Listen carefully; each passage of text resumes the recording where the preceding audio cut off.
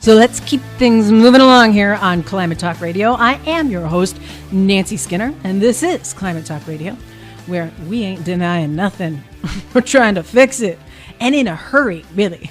Our number is 1-800-MY-CLIMATE, 1-800-MY-CLIMATE. My guest is Peter Sinclair, our climate media guru extraordinaire and editor here at Climate Talk Radio, who runs ClimateCrocs.com, his own blog and website with fabulous videos that you need to actually, if you want to catch up on climate change, just hang out, spend a couple years watching all his videos.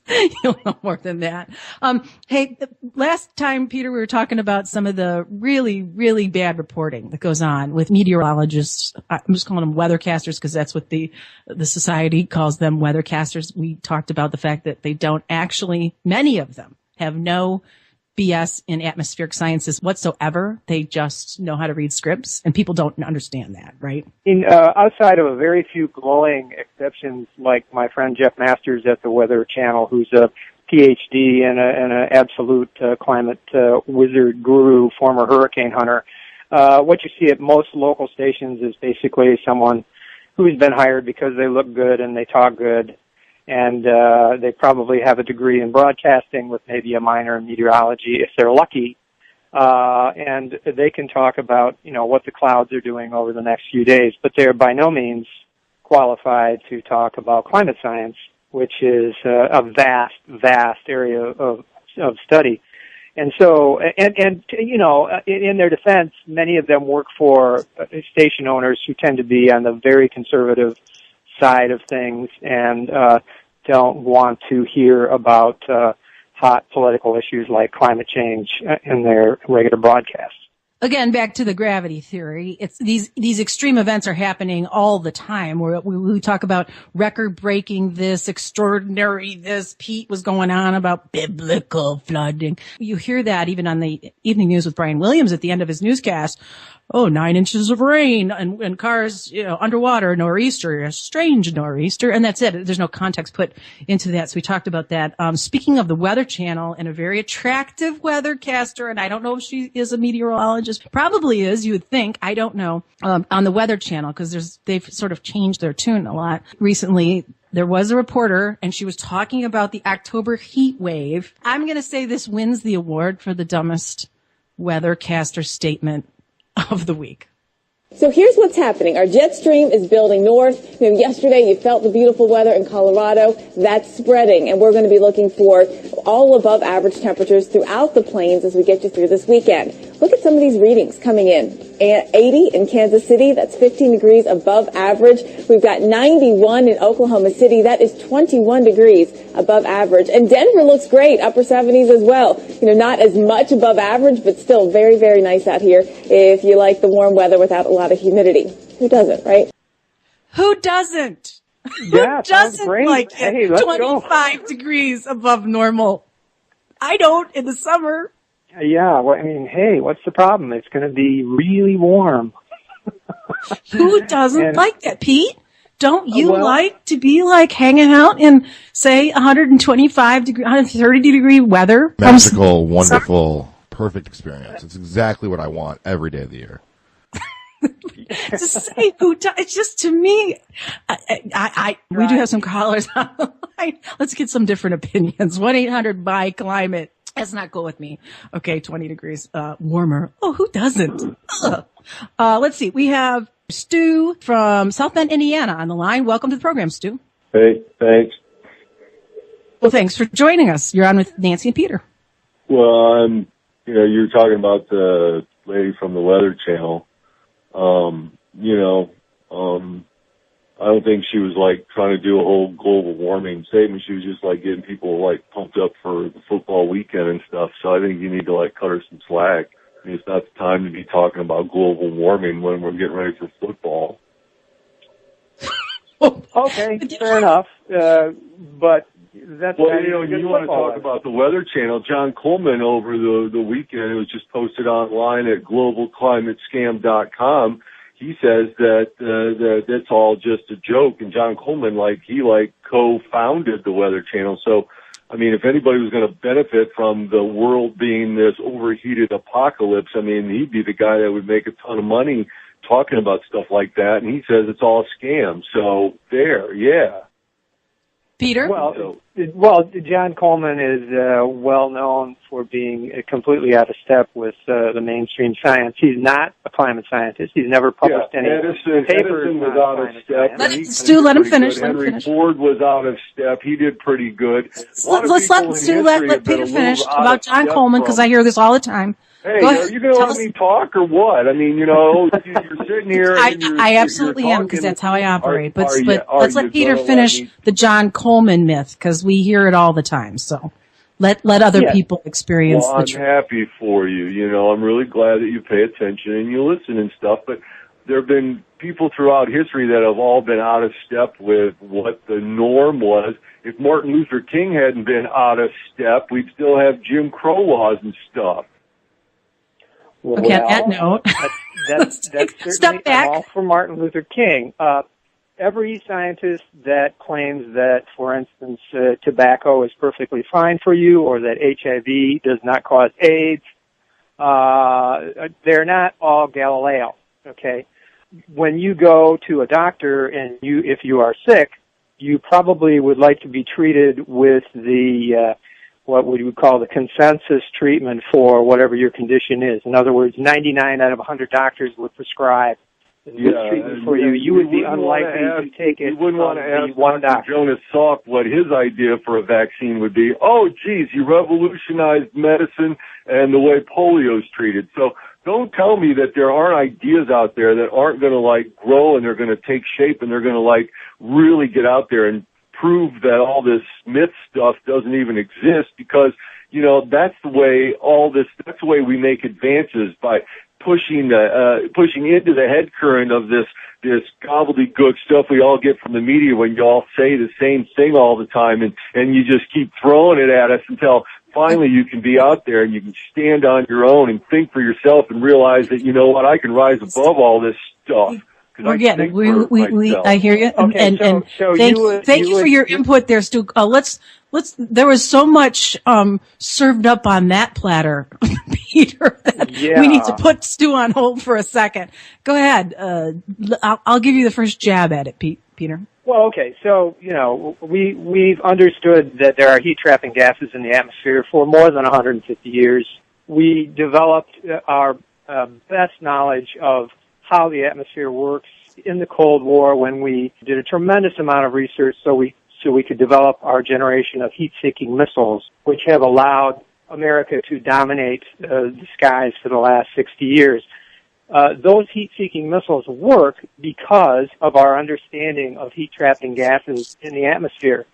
If you say that climate change is not real, then you have to come up with a new version of physics that somehow negates climate change, but somehow accounts for heat-seeking missiles still working, for industrial lasers to still work, for all kinds of things that are everyday parts of our technological world that basically rely on the very same physics that we use when we look at the atmosphere and talk about climate change. And Stu, thank you for your call. Obviously, you've got all your reasons and your arguments, and you're a denier. That's clear. You're always welcome. We will take your calls on Climate Talk Radio. But, you know, beyond that, like you said, going back to way back into our initial understandings of science, which is actually like 150 years old, that we understood the basic physics of it.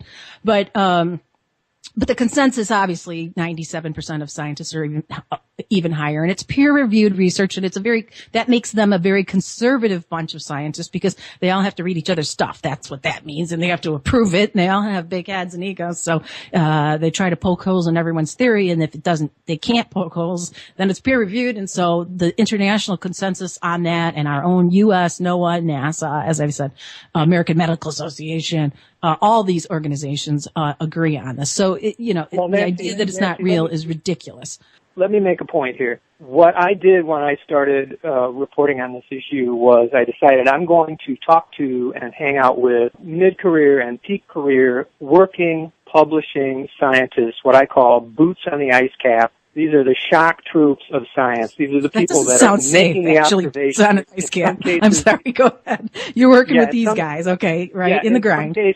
in some cases, risking their lives to make these observations, and they've been doing so for many, many years, and I get the actual first-person account, not from armchair ideologues like John Coleman, but from actual working, publishing scientists who are making the observations now. That's where you get your best information, not from John Coleman and not from Fox News.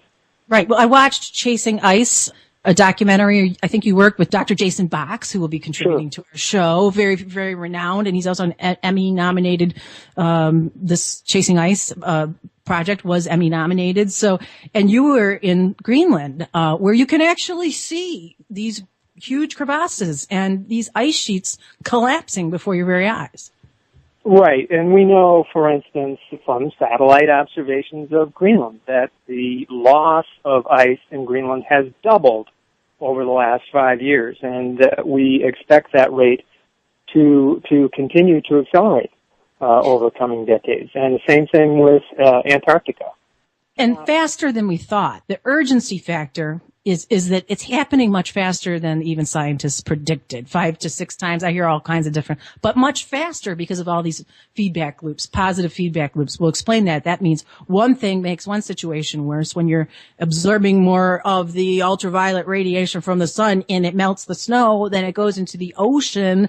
So therefore it's not reflecting, it's the ocean absorbs more and the ice is gone, so it doesn't reflect. So it speeds it all up. It's not linear. It's kind of exponential.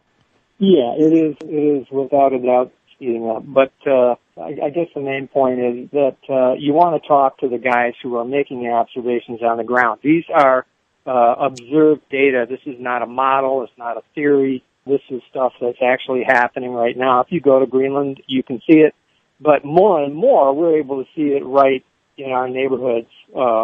In my state of Michigan, we had a tremendous precipitation event, very, very, very unusual, shut down all the freeways, flooded the freeways in Detroit area in late August. And just a few days after that, we had to shut down the water system in Toledo, Ohio, because poisonous algae that would not have been able to live, many of these species could not have lived in the Great Lakes 50 years ago.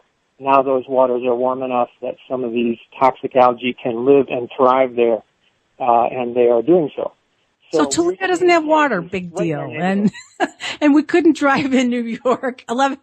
Less than a week after I lost my primary running on climate change, there was biblical flooding, and it's exactly what I talked about. It was sort of like, I don't know, cosmic humor. 1-800-MY-CLIMATE is our number. I know we're going to have to spend a lot of time on this, talking about really what it is, explaining it, talking about the scientific consensus. But I do, Peter, I would say to Stu and to everybody else who will call into the program, and this is something that we'll take up in different episodes, is that regardless, it's just stupid not to be pursuing renewable energy, new technologies. What he said, they'll progress somehow. He's talking about John Coleman and those guys. They'll progress toward what? It's a fuel that's getting more scarce and more expensive to mine and frack, and you have to go underground and it literally fracture. That's what fracking is, the deep rock bed sediment to get this gas. So that's not progress to me. I mean, every time we've moved from any renewable resource, from wood to coal to natural gas to, every single time we've done that in our history, we've had an economic boom associated with it because it's called innovation and technology and progress. So denying seems to me like you're the Luddites of our day. Well, totally. And, of course, what they advocate is that we stick with the energy technologies that were developed 150 years ago. And I think what a lot of us are saying is, hey, why not join the 21st century like many of our competitors, such as the Germans and even the Chinese, are doing. They're moving faster on this than we are because they see the potential. Of course, and even China, they're going to back engineer this stuff and make a lot more money. But damn it, I want to stick with my Corolla typewriter. I don't care if you got this wacky thing called a computer by some company, IBM. I'm with Corolla. These typewriters work. We're sticking with them. That's like the position that they take on that stuff. In the next segment, we'll be talking about some of those developments. Michigan State University has produced the first clear glass photovoltaic. That means that skyscrapers can be clear skyscrapers and generate their own electricity, or more than they actually use. What a concept that Stu and others are going to say, forget that. We need the coal.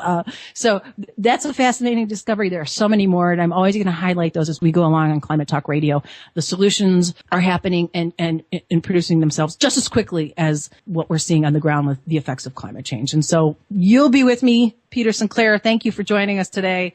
And we'll continue to talk about both the problems and the solutions with you and with everybody else. And we're not denying the truth here. I'm Nancy Skinner, and this is Climate Talk Radio.